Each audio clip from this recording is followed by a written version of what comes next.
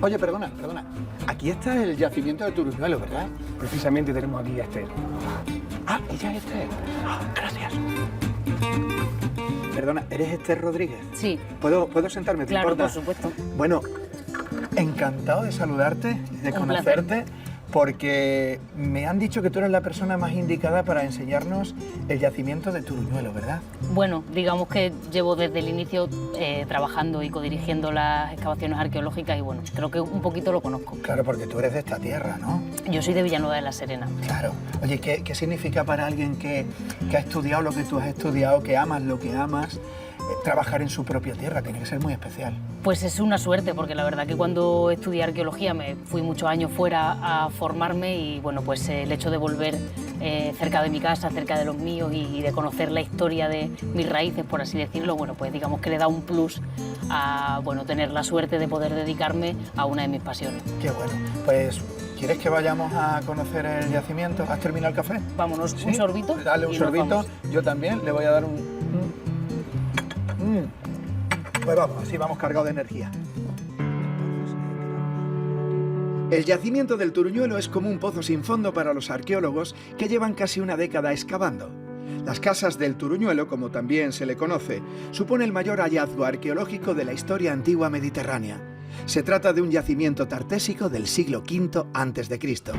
Bajo tierra se ha descubierto un imponente edificio de 2 plantas en cuyo interior se ha hallado todo tipo de objetos valiosos como piezas de bronce o marfiles tallados.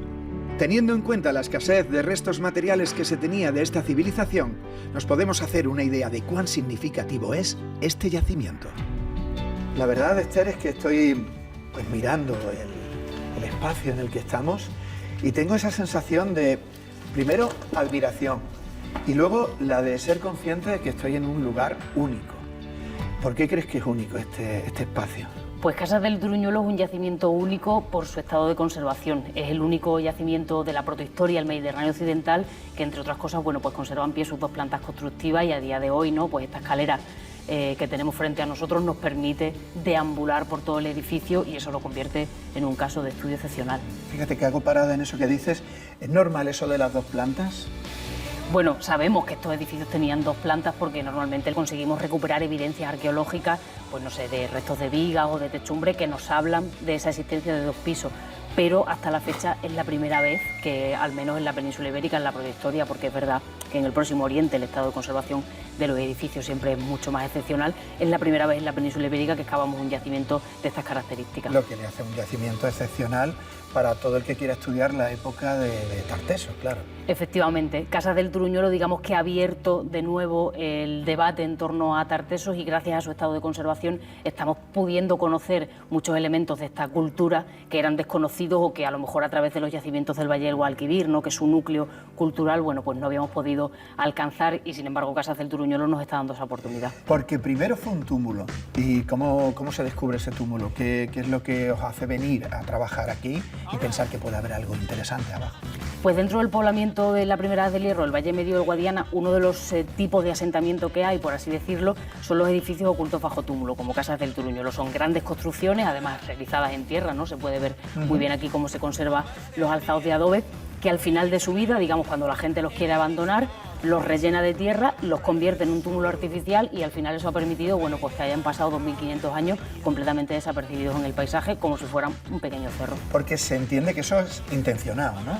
Sí, el sellado es completamente intencionado, porque si no nunca habríamos alcanzado este estado de conservación. El adobe, en el momento en el que se queda, digamos, a la intemperie, claro, se deshace. O sea, con varias lluvias durante varios años no habríamos encontrado prácticamente ningún vestigio. Sin embargo, gracias a que la gente que vivía aquí se preocupó de rellenarlo y se preocupó de sellarlo, bueno, pues hoy en día tenemos un yacimiento en tan buen estado de conservación. ¿Y por qué creéis que se terminó sellando?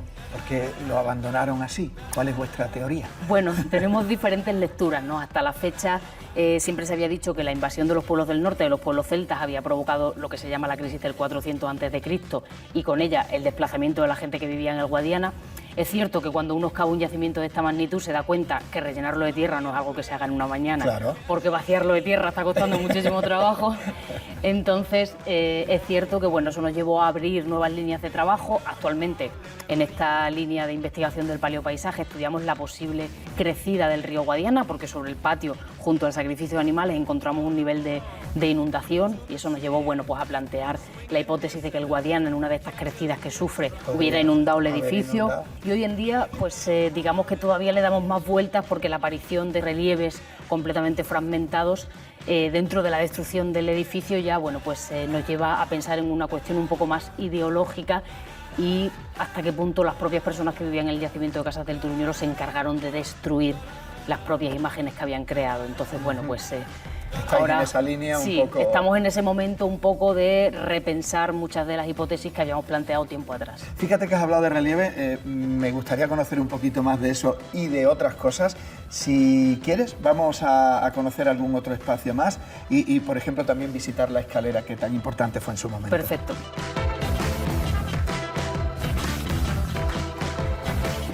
Esther, no sabía que aquí había que hablar bajito. Bueno, es una broma.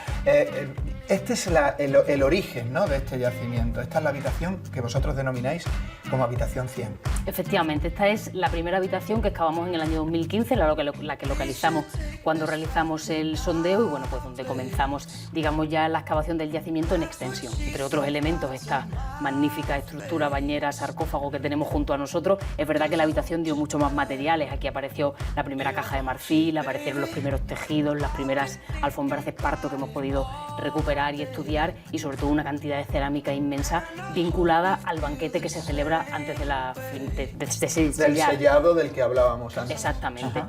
Y aquí nos aparecieron 3 nuevas puertas.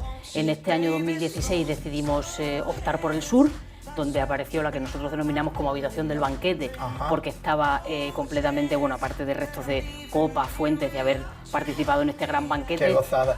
Es una de las habitaciones donde se preparó parte de la comida y donde estaban, bueno, pues los bronces, el caldero, la parrilla, es decir, todos los elementos, los jarros para beber el vino, todos los elementos vinculados con ese banquete.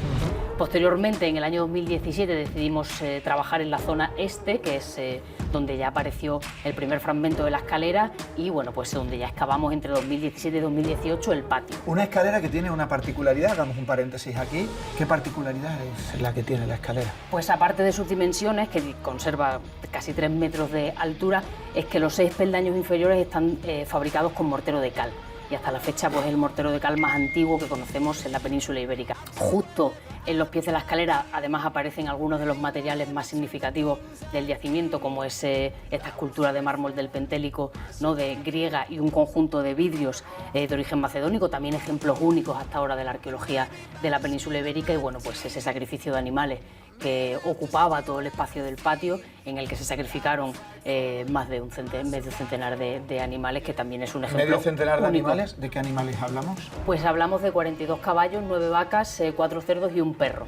Madre mía, todo eso ha aparecido posteriormente, después de la escalera, ¿no? Efectivamente, digamos que una vez a los pies de la escalera, una vez uno anda por el patio, bueno, pues estaba todo el suelo completamente cubierto de restos de animales. Fue, a nivel arqueológico, un reto muy importante. Increíble, claro. Nos permitió montar un equipo de arqueozoólogos que ha sido una aventura fascinante. Yo personalmente he aprendido muchísimo de ella, y bueno, pues sigue siendo un contexto arqueológico único. Y después de ese hallazgo, ¿qué es lo que viene? Y después de ese hallazgo, pues seguimos trabajando en la zona este, y bueno, pues dimos con esa habitación de las gradas, que estamos ahora mismo en proceso de estudio. La hemos denominado así porque está completamente bordeada de gradas, parece una sala de espera, un sitio asambleario, y bueno, pues ahí el año pasado nos sorprendieron ese lote de marfiles etruscos que conservan incluso pan de oro en su decoración, y bueno, pues este año la aparición de los primeros rostros, en este caso asociados a la cultura tartésica, que sin duda, bueno, pues han sido un vuelco para el estudio. Cuéntame lo sorprendente realmente de encontrar esas máscaras, esos relieves. Bueno, pues digamos que un día tras otro cargado de emoción, muchas ganas de volver cada mañana al yacimiento, de intentar ir completando las piezas de ese puzzle, porque bueno, pues los rostros están fragmentados. Claro. Y bueno, pues de repente tenías un ojo, solo un trozo de nariz. Y encajaba en uno de ellos. Ir viendo, ¿no?, exactamente cómo encajaba, y sobre todo cómo va cambiando la fisionomía de un rostro cuando solamente ves los ojos o solamente ves la nariz, claro, a cuando ya consigues ver un perfil completo, ¿no? Y bueno, pues sorprendente esos momentos en los que aparecen esas figuras con las arracadas exactamente iguales que las que ya hay en Canchorroano, es decir, es como la primera vez que conectamos con la gente que de se aquí. empiezan a colocar esas cosas que se encuentran en el rostro humano, ¿no? Exactamente, ahora ya sabemos pues cómo portaban esas joyas, es decir, estos rostros, aparte de cambiar un poco, digamos, la dirección de la historia del arte, por así decirlo, pues nos están permitiendo conocer a estos personajes que todavía no sabemos realmente quiénes son. Ojalá el día Ponerle de mañana... cara a los habitantes, pero además, fíjate bien, lo has dicho así como si tal cosa, cambiar la dirección de la historia del arte, que se dice pronto, pero tiene miga, ¿eh? Meter un capítulo nuevo, meter una nueva región de la península ibérica dentro de la presencia de escultura figurada, pues en este caso en el siglo V, en la región del Guadiana Medio. Pues yo quisiera seguir ya conociendo el resto del yacimiento de tu mano, Esther, así que vamos a seguir viendo otros espacios. Perfecto. ¿Te parece? Vamos allá.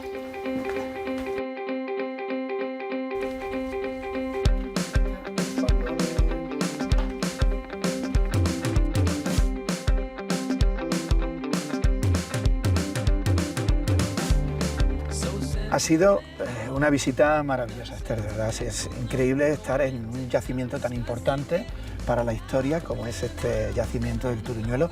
Me he quedado un poco colgado de la brocha con algo que habías dicho, que habíais encontrado una escultura griega. ¿Cómo es posible?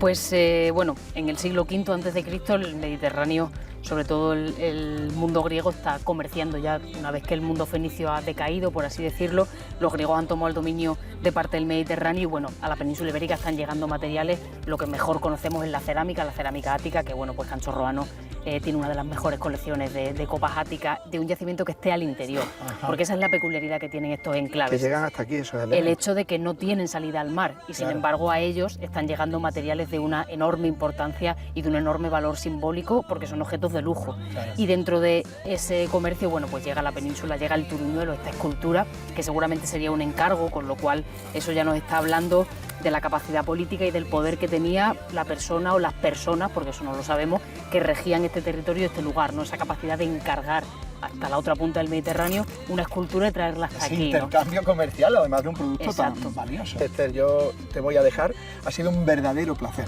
Muchas conocer gracias. el Turuñuelo de tu mano. Te dejo aquí, voy a seguir descubriendo cosas en esta Extremadura maravillosa. Estupendo. Now do